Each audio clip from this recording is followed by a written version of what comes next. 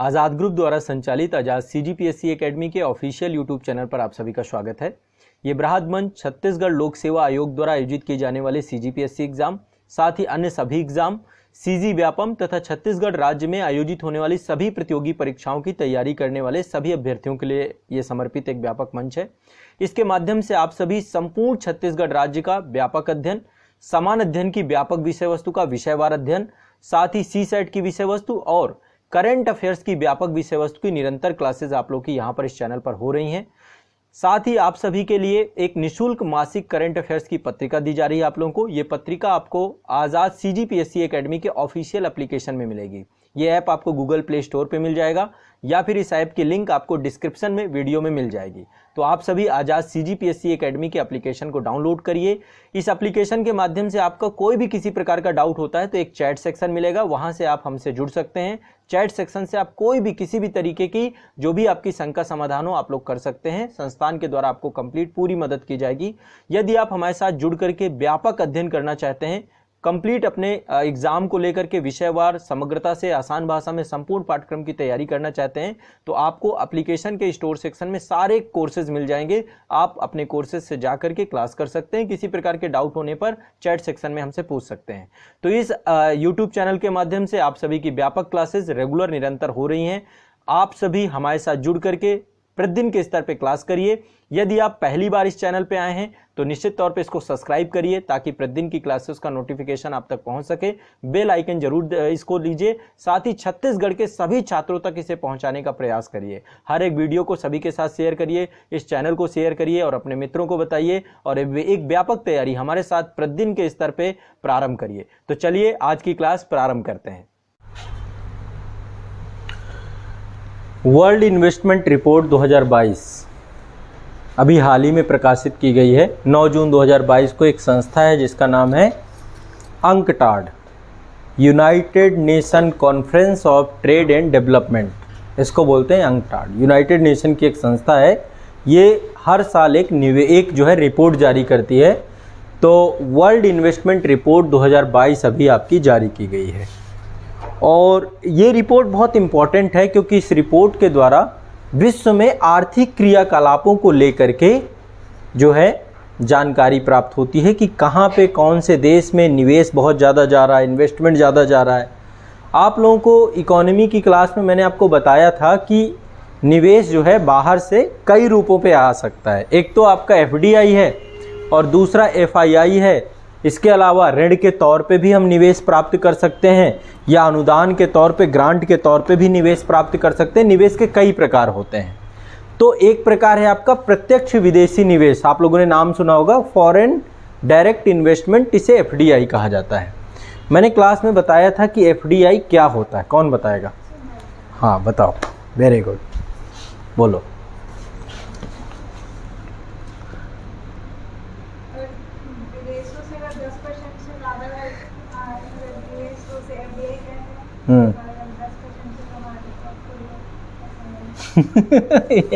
ठीक है, बैठ जाओ।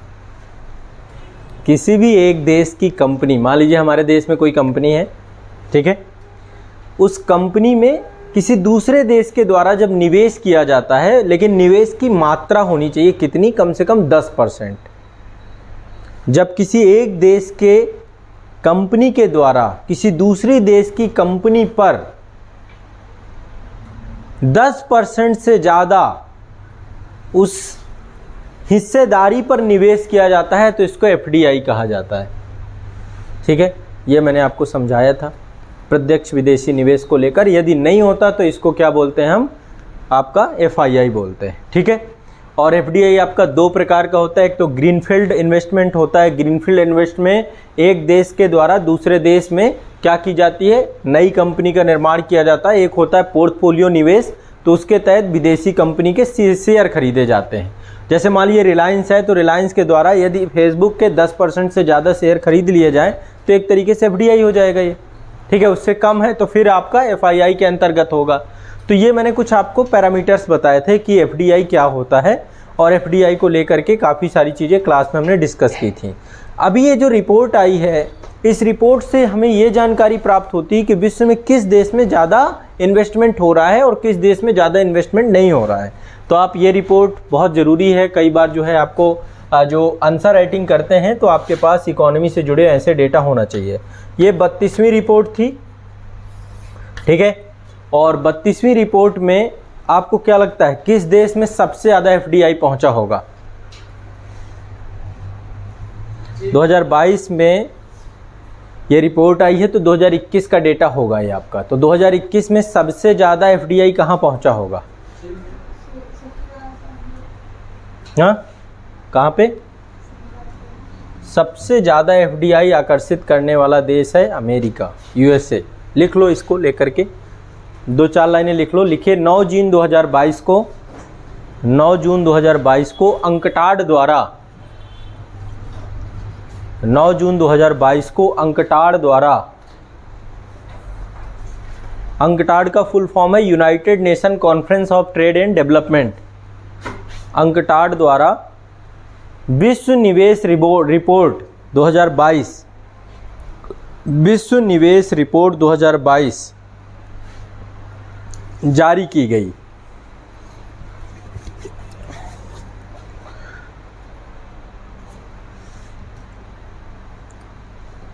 ठीक है। वर्ष 2021 में शीर्ष एफडीआई अंतर प्रवाह वाले देश निम्नलिखित हैं। शीर्ष एफडीआई वाले नंबर 1 में है अमेरिका। अमेरिका में लगभग टोटल 367, नंबर 1 है यूएसए। यहाँ पे, अच्छा यहाँ पे नहीं, यहाँ पे मैं लिख देता हूँ, लिस्ट एक बार बना लो आप लोग। नंबर 1 में यूएसए है, 367 billion US dollar, 367 billion US dollar जो है, ठीक है, अमेरिका में एफडीआई का इनफ्लो हुआ। दूसरे नंबर पे है चीन, 181, चीन का है 181 बिलियन यूएस डॉलर, ठीक है। चीन के अंदर ही एक उसी का स्वायत्त क्षेत्र है जिसको हम हांगकांग कहते हैं। हांगकांग के बारे में मैंने आपको बताया था, 1 चाइना 2 कंट्री सिस्टम का हिस्सा है। तो 1 चाइना 2 कंट्री सिस्टम क्या है? चीन एक देश है जिसने अपने ही देश के अंदर उसने कई सारे स्वायत्त क्षेत्र घोषित कर रखे हैं, उसमें से हांगकांग एक है। जैसे तिब्बत, हांगकांग, मकाओ, कई सारे क्षेत्र हैं। तो इसके बाद आता है हांगकांग, नंबर 1, नंबर 2, नंबर 3 में आपका हांगकांग। देखा जाए तो ये भी नंबर 2 ही है, हांगकांग ये भी चीन के अंदर है, बट अलग से इसको देखते हैं, स्वायत्त क्षेत्र है। हांगकांग में भी निवेश बहुत बड़ी संख्या में पहुंचा, 141 बिलियन डॉलर था, 141 बिलियन यूएस डॉलर। भारत का कौन सा स्थान रहा होगा?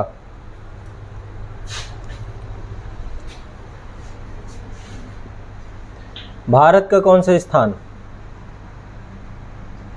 7वें स्थान पे भारत था, ठीक है। इसके बाद लिस्ट आगे की लिख लो। नंबर 3 पे है आपका सिंगापुर,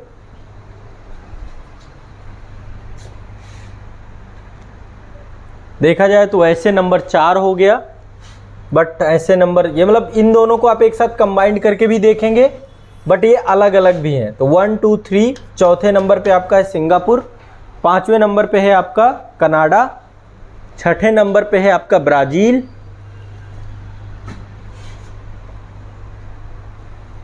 ठीक है। ये डेटा पूछा जाता है प्रीलिम्स में भी, ये फैक्ट पूछा जाएगा, तो याद रखिएगा 2022 के डेटा। और भारत का लिख लीजिए, 7वें नंबर पे है भारत।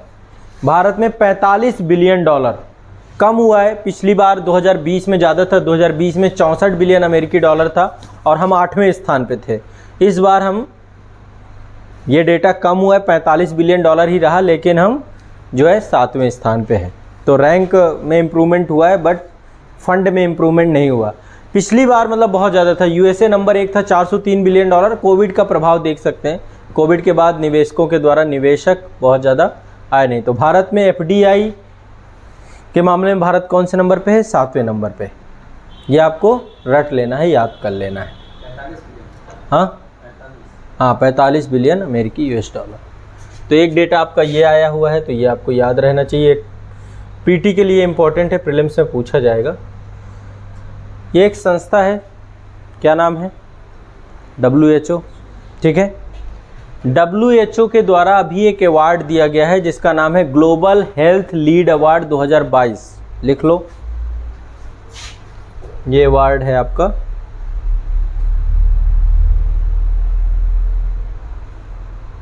हाँ, global health leaders award, global health leader awards 2022। ये अवार्ड दिया गया है विश्व में, अभी आपको पता है कोविड-19 के कारण से विश्व में बहुत सारे देशों में स्वास्थ्य कर्मियों को प्रोत्साहित करने के उद्देश्य से तो 22 से 28 मई को विश्व स्वास्थ्य सभा की बैठक हुई, 75वीं बैठक हुई। ये स्विट्जरलैंड में आयोजित हुई थी और इसमें जो है स्वास्थ्य से जुड़े हुए जितने भी कार्यकर्ता हैं उनको प्रोत्साहित करने के लिए भारत की आशा कार्यकर्ताएं जो थीं, आशा कार्यकर्ता आप समझते हैं, है ना, आशा कार्यकर्ताओं को ग्लोबल हेल्थ लीडर अवार्ड 2022 दिया गया है। ठीक है, तो ये बात लिख लो, लिखो एक लाइन पे लिख लो।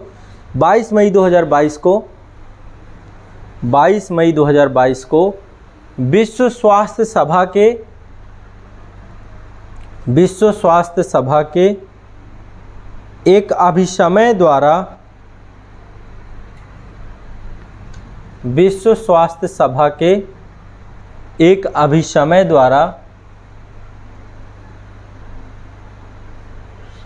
भारत की आशा कार्यकर्ताओं को,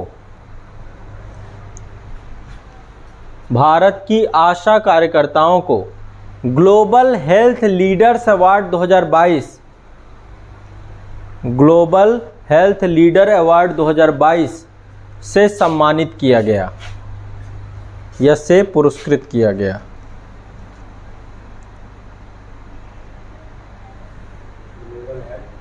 लीडर्स अवार्ड 2022 से सम्मानित किया गया।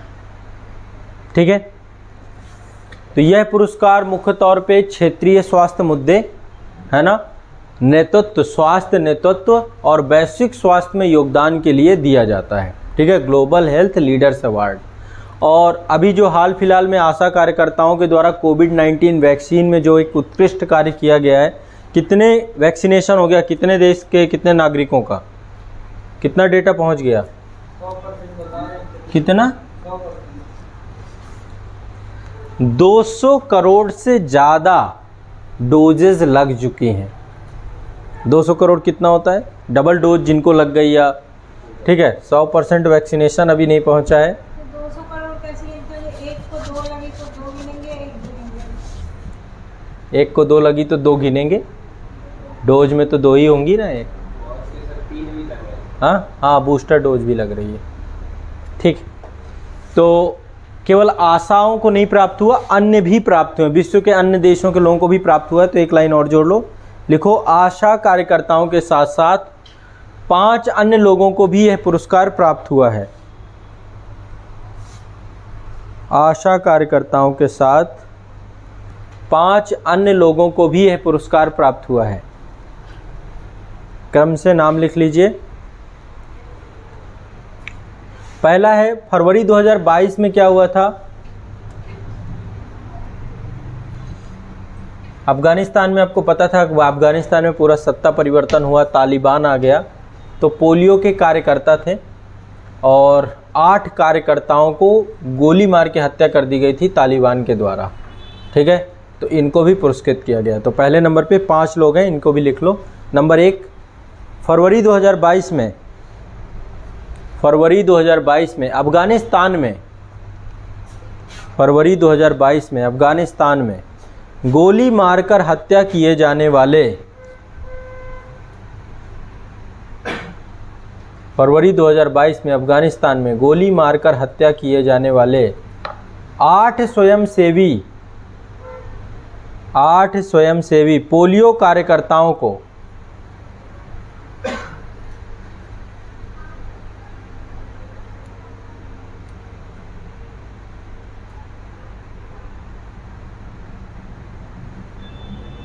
कौन सी दिक्कत हो गई सर? कोई बात नहीं, शासन दूसरा है। दूसरा नंबर, आप जो है इनकी दिक्कत के चक्कर में मत रहिए। ठीक है, अफगानिस्तान है वो, वहाँ पे बहुतों से दिक्कत है। दूसरा पॉइंट, अफगानिस्तान पढ़ाया ना मैंने आपको, तालिबान का शासन कैसे चलता है। दूसरा, समाज के वंचित लोगों को स्वास्थ्य सेवा मुहैया कराने वाले डॉक्टर पॉल फार्मर को।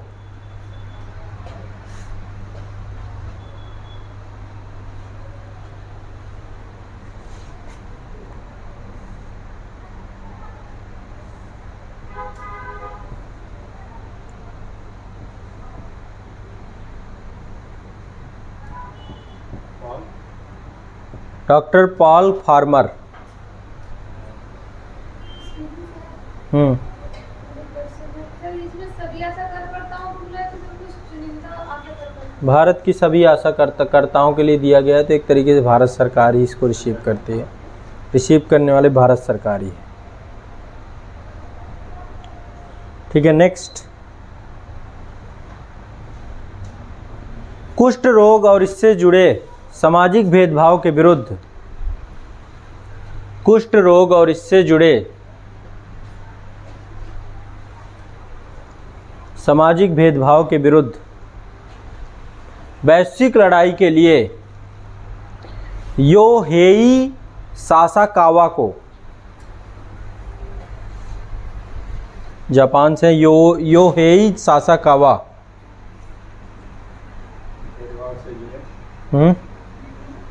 Yohei Sasakawa. नेक्स्ट, युवाओं में जोखिम भरे व्यवहार के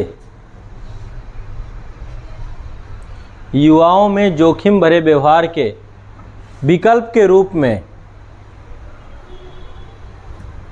युवाओं में जोखिम भरे व्यवहार के विकल्प के रूप में खेल तक पहुंच की सुविधा प्रदान करने के लिए,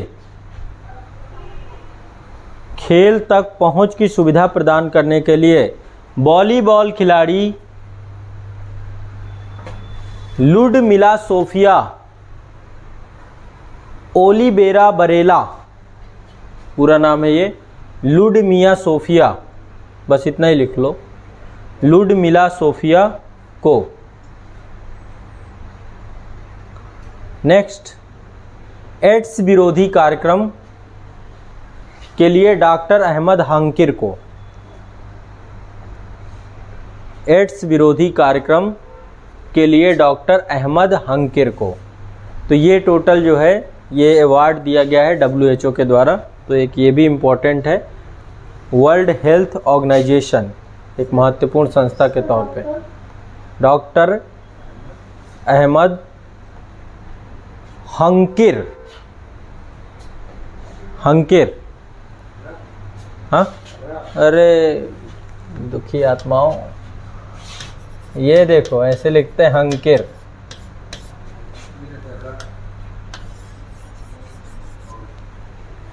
ठीक है, नेक्स्ट अगला चलते हैं। United nation economic and social commission for Asia and the Pacific, ये एक संस्था है। ठीक है, इस संस्था के द्वारा अभी हाल ही में भारत का एक NGO है, ठीक है, उस NGO को क्या किया गया, सदस्यता प्रदान की गई है साउथ एशिया नेटवर्क को लेकर। NGO का नाम है कट्स इंटरनेशनल। ठीक है, तो ये भी थोड़ा सा महत्वपूर्ण न्यूज़ लगी मुझे, तो लिख लीजिए इसके बारे में। एक संस्था है आपकी एशिया और प्रशांत, हेडिंग लिख लो इसको एक लाइन करके, एशिया और प्रशांत क्षेत्र के लिए, एशिया और प्रशांत क्षेत्र के लिए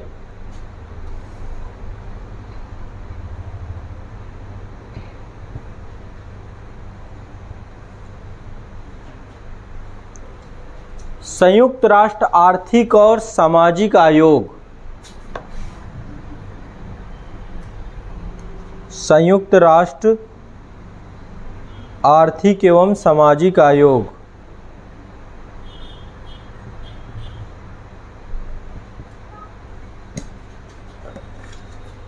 इसको लिख लो, ब्रैकेट में लिख लो UNESCAP,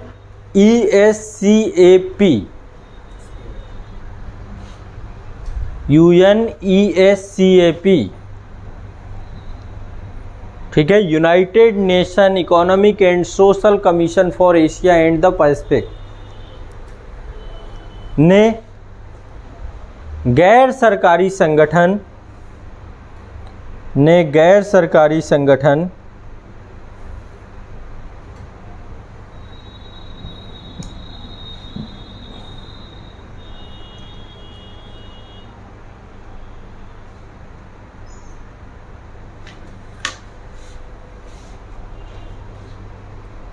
कर्ट्स इंटरनेशनल को स्वास्थ्य विकास लक्ष्यों पर दक्षिण एशिया नेटवर्क की सदस्यता प्रदान की। इसे सामाजिक संगठन के नाते इसमें रखा गया है।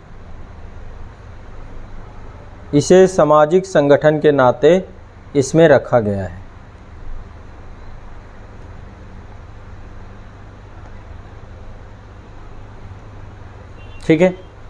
अब देखिए जो संस्था है आपकी UNESCAP, ये एक तरीके से यूनाइटेड नेशन की एक प्रमुख संस्था है जिसकी स्थापना 1947 में की गई। ठीक है। इसका मुख्यालय बैंकॉक थाईलैंड में है और इसका उद्देश्य है कि एशिया प्रशांत क्षेत्र में समावेशी और सतत विकास को लेकर सामाजिक विकास के लक्ष्य को हासिल करना और उससे जुड़े हुए जितने भी क्षेत्र हैं, जितने भी देश हैं, उनको लेकर के एक बड़ा मंच के तौर पे काम करता है। तो एशिया प्रशांत क्षेत्र से जुड़े हुए जितने भी देश हैं, उन सभी देशों के बहुत सारे मुद्दे जो सामाजिक क्षेत्र पे उनका उन्नयन करेंगे, उन सभी के उन्नयन को लेकर ये संस्था काम करती है। तो ये यूनाइटेड नेशन की एक संस्था है इस पूरे क्षेत्र के लिए। तो देखो होता क्या, यूपीएससी में क्या होता है, आपसे एक पर्टिकुलर संस्था के बारे में भी कुछ पूछा जा सकता है। तो इस संस्था के बारे में एक दो बातें लिख लो UNESCAP या स्कैप बोलते हैं, UN स्कैप बोलते हैं इसको, UNESCAP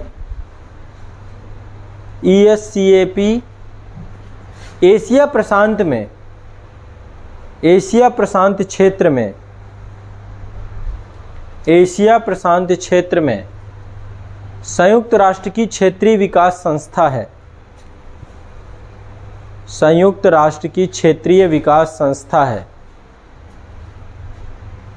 इसके 62 सदस्य, इसमें कुल 62 सदस्य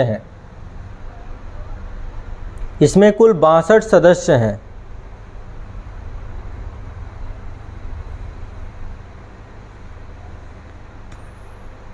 इसकी स्थापना 1947 में हुई तथा मुख्यालय बैंकॉक में है। इसका मुख्यालय बैंकॉक में है। इसकी स्थापना 1947। ठीक है। इसका मुख्य उद्देश्य एशिया प्रशांत क्षेत्र में समावेशी, सतत आर्थिक एवं सामाजिक विकास हासिल करने के लिए, समावेशी और सतत आर्थिक एवं सामाजिक विकास हासिल करने में प्रयत्नशील, अधिक परस्पर जुड़े क्षेत्र की रचना के लिए,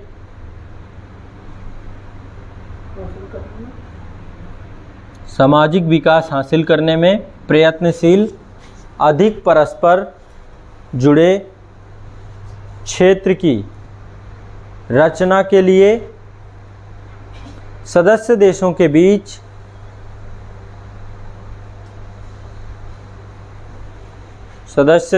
बीच सहयोग को बढ़ावा देना है।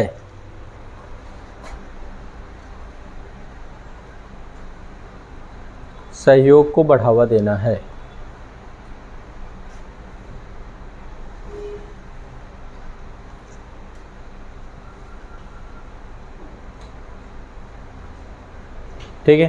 तो ये आपका एक महत्वपूर्ण विषय था, ध्यान रखिएगा। इसको लेकर के मान लीजिए कुछ ना कुछ विषय बन जाता है, पूछ सकता है। ठीक है। तो इसके द्वारा ही एक दक्षिण एशिया नेटवर्क भी बनाया गया है। दक्षिण एशिया नेटवर्क में आपका अफगानिस्तान, बांग्लादेश, भूटान, भारत, मालदीव, नेपाल, पाकिस्तान, श्रीलंका, ये जो मतलब हमारे सार्क कंट्री हैं, इनका ही एक पूरा का पूरा एक नेटवर्क है जो इस संस्था के साथ मिलकर काम करता है। और इस संस्था के अंतर्गत ही जो है लगातार जो है प्रयास किया जाता है कि इस क्षेत्र के विकास को बढ़ावा दिया जाए। ठीक है, नेक्स्ट, ट्विटर, क्या जानकारी है इसके बारे में? ट्विटर का अधिग्रहण हुआ है, किसने किया है? अमेरिकी उद्योगपति एलन मस्क के द्वारा 25 अप्रैल 2022 को सोशल मीडिया कंपनी ट्विटर का अधिग्रहण कर लिया गया। ठीक है, और ये जो एक प्रपोजल था, एक प्रस्ताव था, एलन मस्क ने खुद रखा था और ट्विटर कंपनी के बोर्ड ने इस प्रस्ताव को स्वीकार कर लिया। ठीक है, तो एक तरीके से एलन मस्क जो है एक तरीके से ट्विटर को एक निजी संगठन के तौर पे इसको ला पाए हैं। तो एक बार लिख लो इसके बारे में। कब हुई थी स्थापना ट्विटर की? सबसे खतरनाक यदि मुझे कोई मंच लगता है तो यही है, ये चिड़िया ही है सबसे खतरनाक। शायद आपको पता ना हो इसकी पावर, क्योंकि अभी ट्विटर से आप लोग अननोन हैं।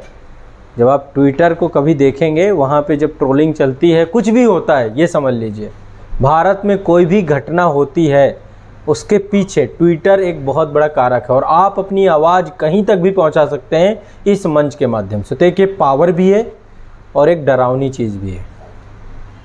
यहाँ पे सब हैं, विश्व, भारत और भारत के बड़े बड़े ऑर्गेनाइजेशन, भारत सरकार के सारे डिपार्टमेंट सब है ट्विटर पे, प्रधानमंत्री से लेकर के राष्ट्रपति से लेकर सब। यदि आपको अपनी बात पहुंचानी है तो इस मंच के माध्यम से अपनी बात आप पहुंचा सकते हो। गवर्नमेंट के जितने भी सरकारी संस्थान हैं, अब तो जब से सोशल मीडिया का युग आया तो ये प्लेटफॉर्म का बहुत बड़ा महत्व बन गया। तो जो आप ट्रोलिंग देखते हो ना, ट्रोल होते रहते हैं लोग, ये ट्विटर ही है सबसे खतरनाक चीज़। ठीक है, तो अभी इसका अधिग्रहण हुआ है। एक लाइन पे ये लिखवा लो, मान लो कभी क्वेश्चन पूछ ले तो ये भी लिख लो। 25 अप्रैल 2022 को ट्विटर ने घोषणा की,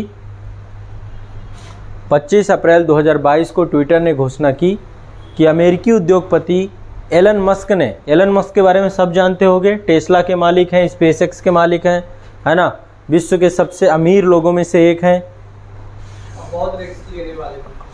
हाँ ठीक है, अमेरिकी उद्योगपति एलन मस्क ने सोशल मीडिया कंपनी ट्विटर का अधिग्रहण कर लिया। उद्योगपति वही बनता है, उद्यमी का मतलब ही है रिस्क लेने वाला, जो रिस्क लेता है, और बहुत मोटिवेशनल पर्सन है। एलन मस्क ने सोशल मीडिया कंपनी ट्विटर का अधिग्रहण कर लिया।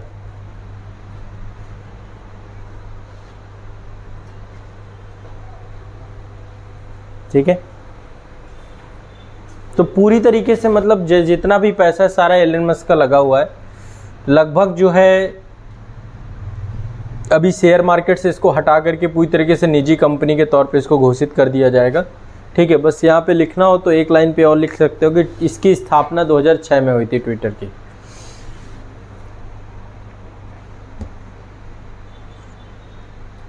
तो 44 बिलियन में खरीदे मुकेश अंबानी नहीं खरीद सकते थे, क्यों नहीं खरीद सकते थे? अपना इंटरेस्ट होता है, बिजनेसमैन का इंटरेस्ट होता है कि वो किस क्षेत्र में निवेश करना चाहता है। ठीक है, तो ये नेक्स्ट न्यूज़ है इस संगठन से, G20 से। अभी 20-21 जून 2022 को G20 के जो स्वास्थ्य मंत्री थे उन सब की बैठक हुई इंडोनेशिया में। इंडोनेशिया में एक जगह है योग्याकर्ता, जैसे जकार्ता उसकी राजधानी है, वैसे योग्याकर्ता एक जगह है, वहाँ पर जो है स्वास्थ्य मंत्रियों की बैठक हुई थी। तो सबसे पहले G20 क्या है बताएं? G20 क्या है? अंतर्राष्ट्रीय आर्थिक और वित्तीय सहयोग का एक मंच है। विश्व के वो देश जिनका जीडीपी का लगभग 85% और उनके वैश्विक बाजार का लगभग 75% और वैश्विक निवेश का लगभग 80% तथा पूरे विश्व की जनसंख्या का लगभग 2/3 हिस्सा का जो प्रतिनिधित्व है वो G20 देश करते हैं। विश्व की टोटल जीडीपी का 85% इन देशों का योगदान है। तो एक तरीके से विकासशील अर्थव्यवस्थाओं का एक मंच है। जैसे डेवलप्ड इकोनॉमी का एक मंच बनाया गया G7, वैसे ही डेवलपिंग इकोनॉमी जो है विश्व की, उनका एक मंच बनाया गया है जिसका नाम है G20। इसमें जरूरी नहीं कि सारी डेवलपिंग इकोनॉमी है, कुछ डेवलप्ड इकोनॉमी भी इसमें सम्मिलित है यूरोप की। तो यदि हम देखें तो अर्जेंटीना है इसमें भारत है कि नहीं है? अर्जेंटीना है, ऑस्ट्रेलिया है, भारत है, ब्राज़ील है, कनाडा है। इसमें यूरोपीय यूनियन है, EU है पूरा का पूरा। EU एक प्रतिनिधित्व रखता है, एक यूनिट रखता है, जबकि EU के अंदर ही बहुत सारे देश हैं। कितने देश हैं? पढ़ाया था ना EU। हाँ, ब्रेग्जिट के बाद जो है जोड़ दें। और फ्रांस हो गया, जर्मनी हो गया, भारत हो गया, आपका इंडोनेशिया हो गया, इटली हो गया, जापान हो गया, मेक्सिको हो गया, रूस हो गया, ठीक है। तो ये सऊदी अरेबिया हो गया आपका, इधर दक्षिण अफ्रीका को भी रखा गया है, दक्षिण कोरिया को भी रखा गया है, टर्की को भी रखा गया है, यूनाइटेड किंगडम भी है और अमेरिका को भी इसमें शामिल कर लिया गया है। तो डेवलप्ड इकोनॉमी और डेवलपिंग इकोनॉमी, इन दोनों का जो विश्व की सबसे बड़ी अर्थव्यवस्थाएं हैं, 20 बड़ी अर्थव्यवस्थाओं के रूप में जो है आपका ये बना है G20, ठीक है। तो G20 के बारे में 2-4 बातें लिख लो।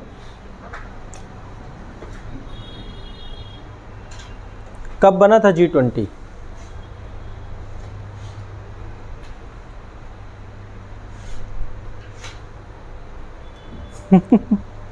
करंट पढ़ते हो? पढ़ी तो रहे हो करंट? हाँ, नहीं मिलता है ये सब। तो एक बार G20 बना लो, ठीक है, लिख लो इसके बारे में। देखो 1997 में इंटरनेशनल लेवल पे एक बड़ा जो है आर्थिक संकट आया। उसके बाद 1999 में 7 देशों ने जो है मिल करके G20 की स्थापना की थी। 7 देश में कौन था? अमेरिका, कनाडा, ब्रिटेन, जापान, ठीक है, फ्रांस और इटली। इनके विदेश मंत्री आपस में मिले और मिल करके इन्होंने 1999 में एक संगठन का नाम बनाया जिसका नाम था G20, ठीक। और आज वर्तमान में इसके पार्टनर्स लगातार बढ़ते जा रहे हैं। भारत भी इसका एकमात्र एक सदस्य बनता जा रहा है, ठीक है। तो लिख लो,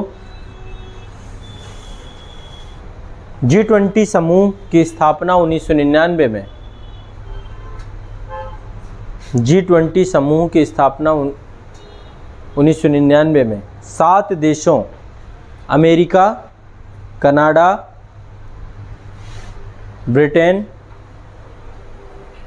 जर्मनी, जापान, फ्रांस और इटली के विदेश मंत्रियों के नेतृत्व में की गई।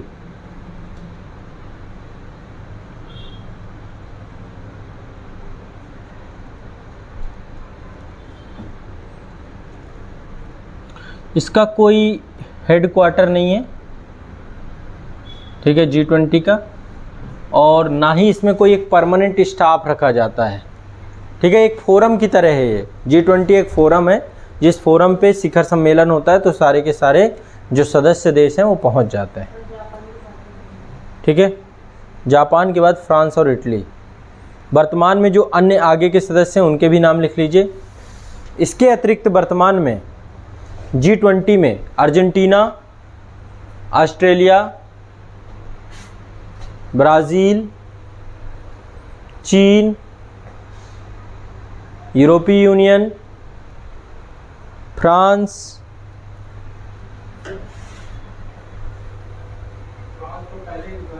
लिख लिए तो वो स्किप कर देना, जर्मनी, भारत, इंडोनेशिया,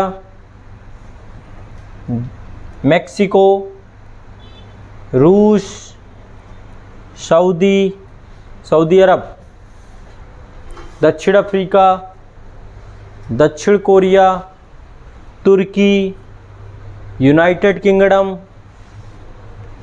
आदि शामिल हैं।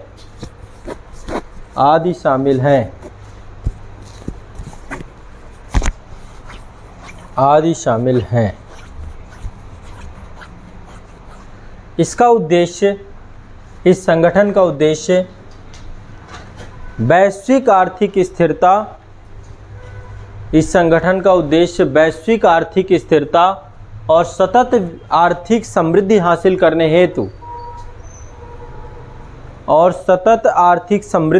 करने हेतु सदस्यों के मध्य सदस्यों के मध्य नीतिगत समन्वय स्थापित करना। नीतिगत समन्वय स्थापित करना।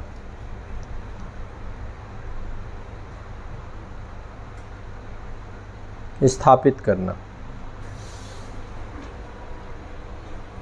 लाइन चेंज करिए, लिखिए हाल ही में 20 से 21 जून 2022 के मध्य, हाल ही में 20 से 21 जून 2022 के मध्य G20 स्वास्थ्य मंत्रियों की बैठक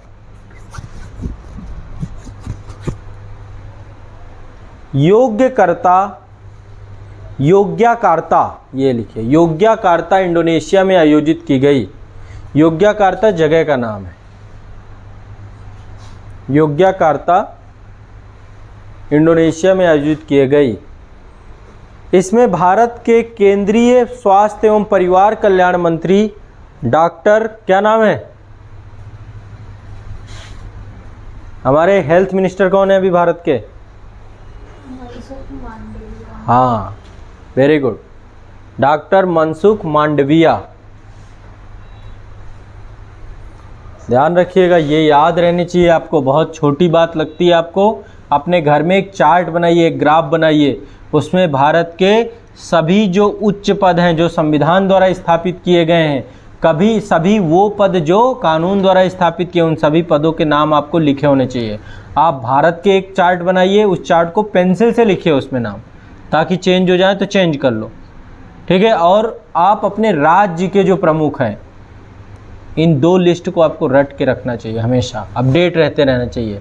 चेंज हो जाए तो आप 2 चार्ट बना लो, 2 चार्ट में आप पेंसिल से पहले एक जगह पोस्ट लिख लो। पद तो चेंज नहीं होंगे, बस व्यक्ति चेंज होंगे, तो उसको पेंसिल से रखो, रब कर दो, या फिर उससे भी आसान तरीका एक चिट बनाओ, चिपका दो उसके ऊपर। नया है फिर नई चिट लगा दो, नया है उससे नई चिट लगा दो, ठीक है ना। ये काम करना चाहिए आप लोगों को। कर लेंगे सारे जितने भी पद हैं, सारे पद का मतलब जितने संवैधानिक हैं, फिर आपके जितने भी न्यायपालिका से जुड़े हुए पद हैं, मंत्रालय से जुड़े हुए पद हैं, जितनी कैबिनेट, सब के नाम आपको रटे होने चाहिए। ऐसे ना कोई पूछ ले, बता ना पाए, आपको लग रहा है कि ये बड़ा फैक्चुअल से मतलब नहीं है, ये अवेयरनेस की बात है। आपको पता होना चाहिए कि आपके इस समय भारत के एग्रीकल्चर मिनिस्टर कौन है, हेल्थ मिनिस्टर कौन है, कौन एजुकेशन मिनिस्टर है, कौन है इस समय शिक्षा मंत्री कौन है भारत के।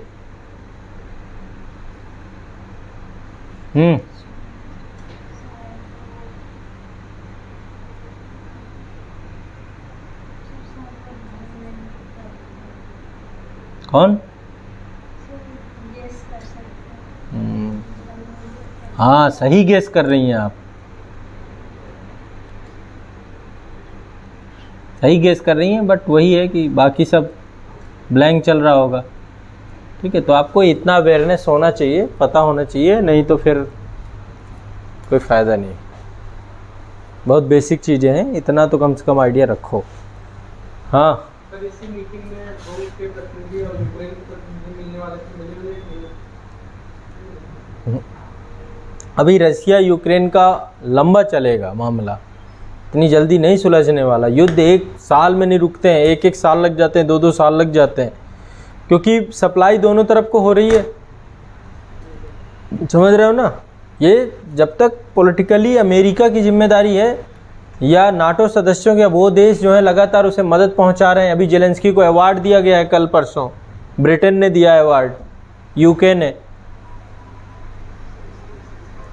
तो अब प्रोत्साहित कर रहे हैं ना लोग।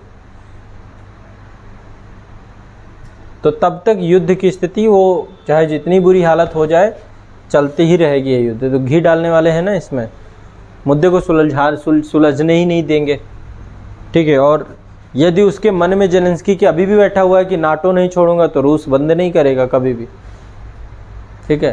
तो फिर चलता ही रहेगा युद्ध, इधर से सप्लाई पहुंचती रहेगी, युद्ध चलता ही रहेगा। तो एक प्रक्रिया अभी चल ही रहा है, थोड़ा सा टाइम लगेगा इसमें, ठीक है। कहाँ पे थे हम? हाँ, भारत के स्वास्थ्य एवं परिवार कल्याण मंत्री डॉक्टर मनसुख मांडविया ने वर्चुअल माध्यम से इस बैठक में भाग लिया। वर्चुअल माध्यम से इस बैठक में भाग लिया। उन्होंने इस बैठक में टीबी व वन हेल्थ के मुद्दे को प्राथमिकता देने, उन्होंने इस मुद्दे पर टीबी व वन हेल्थ के मुद्दे को प्राथमिकता देने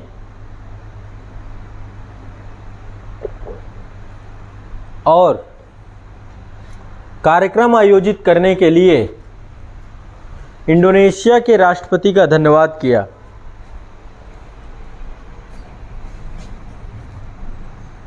गौरतलब है कि भारत ने 2030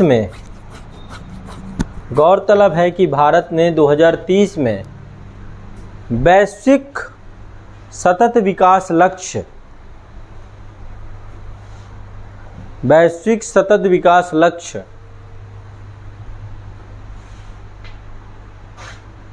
और 2025 तक टीबी को पूर्णता से समाप्त करने का संकल्प लिया है। ठीक है, तो ये आपका जो है कुछ महत्वपूर्ण आपके करंट अफेयर्स हैं। आज के लिए इतना ही रखेंगे, बाकी आपका कल